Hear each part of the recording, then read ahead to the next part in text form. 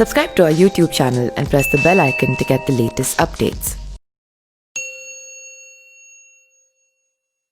पौराणिक कथा के अनुसार एक बार भगवान विष्णु ने अपने धाम से निकलकर धरती पर जाने का विचार किए और जब उन्होंने इसकी तैयारी शुरू की तो माँ लक्ष्मी ने उनसे पूछा कि वो कहाँ जा रहे हैं। भगवान विष्णु ने उन्हें बताया कि वो धरती लोक पर घूमने जा रहे हैं। ये बात माँ लक्ष्मी ने भी भगवान विष्णु को उन्हें भी साथ ले जाने के लिए कहा। तब भगवान विष्णु बोले कि तुम मेरे साथ चल सकती हो, लेकिन एक शर्त है कि तुम धरती पर पहुंचकर उत्तर दिशा की तरफ नहीं देखोगी। माँ लक्ष्मी ने शर्त मान ली और जैसे ही माँ लक्ष्मी भगवान विष्णु धरती पर पहुंचे तो सूर्योदय उदय ही हुए थे और रात में हुई बारिश की वजह से आसपास का हरियाली की वजह से धरती काफी खूबसूरत नजर आ रही थी, जिसके चलते वो भूल गईं कि उन्होंने विष्णु जी को कुछ वचन दिया और वो उत्तर दिशा की तरफ मुड़ गईं और उस सुंदर बगीचे में चली गईं।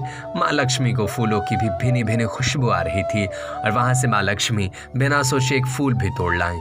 जब वो फूल तोड़ने के बाद वापस आए तो भगवान विष्णु भगवान की आंखों में आंसू थे। माँ लक्ष्मी जी के हाथ में फूल देख विष्णु जी बोले, बिना किसी से पूछे उसकी चीज को हाथ नहीं लगाना चाहिए। इसी के साथ अपने वचन को भी विष्णु जी ने याद दिलाया जिसे माँ लक्ष्मी भूल गई थी। माँ को अपनी गलती का एहसास हुआ और उन्होंने अपनी भूल के लिए क्षमा भी मांगी। भगवान विष्णु ने कहा कि तुमने गलती की है और तुम्हें सजा अवश्य मिलेगा। जिस माली के खेत में तुम ये फूल बिना पूछे ले आई हो, उस घर में अब तुम नौकर बनकर रहो। भगवान विष्णु के आदेश के अनुसार माँ लक्ष्मी उस माली के घर चली गईं। माँ लक्ष्मी उस समय गरीब औरत का रूप धारण कर लिया था।